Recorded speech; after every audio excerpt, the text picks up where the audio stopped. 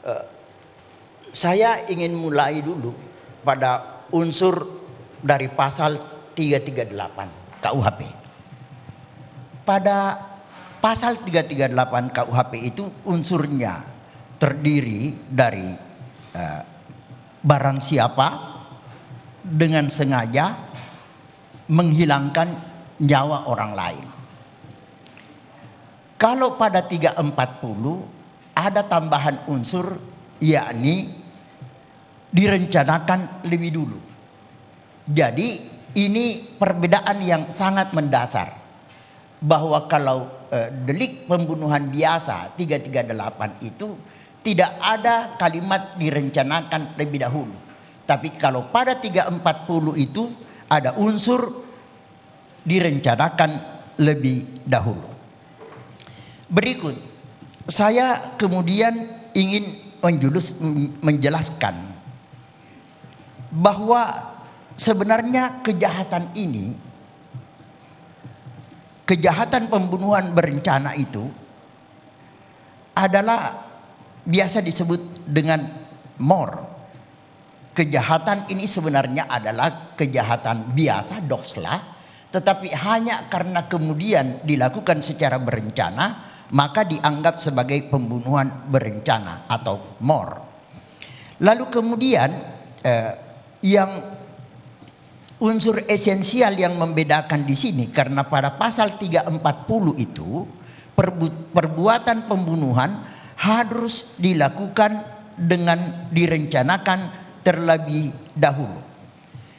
Maka sebenarnya apa maksud atau makna yuridis, makna hukum dari unsur pasal direncanakan lebih dahulu, yang biasa disebut dengan Voorbaden Raad.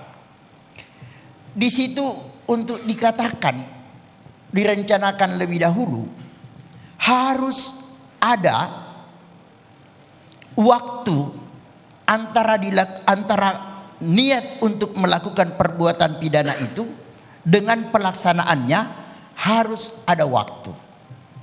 Dan waktu ini, ya, di samping waktu ini harus ada antara niat untuk melakukan perbuatan tindak pidana pembunuhan dan pelaksanaannya.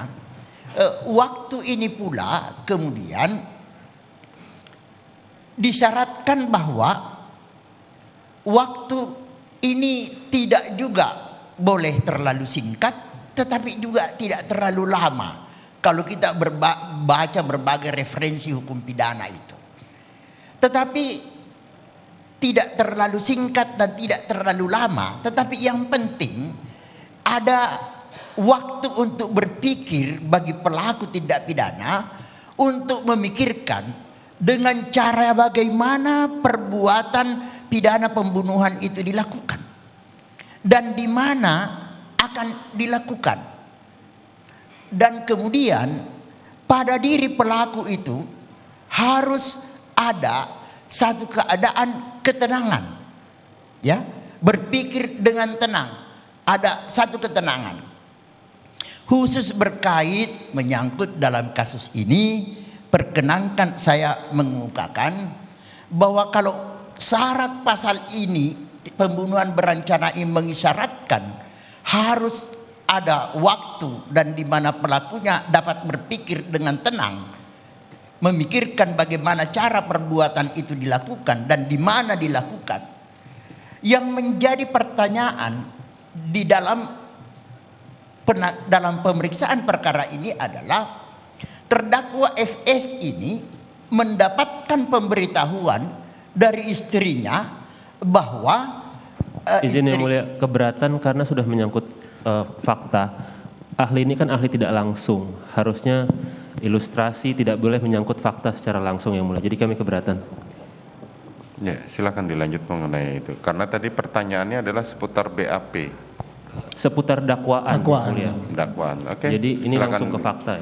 Izin yang mulia, saya menyampaikan bahwa sebelumnya memang kami sudah memberikan kepada ahli dakwaan maupun berkas perkara terkait terdakwa Ferdi Sambo dan terdakwa Putri Candrawati agar ahli dapat mempelajari dan memberikan pendapatnya.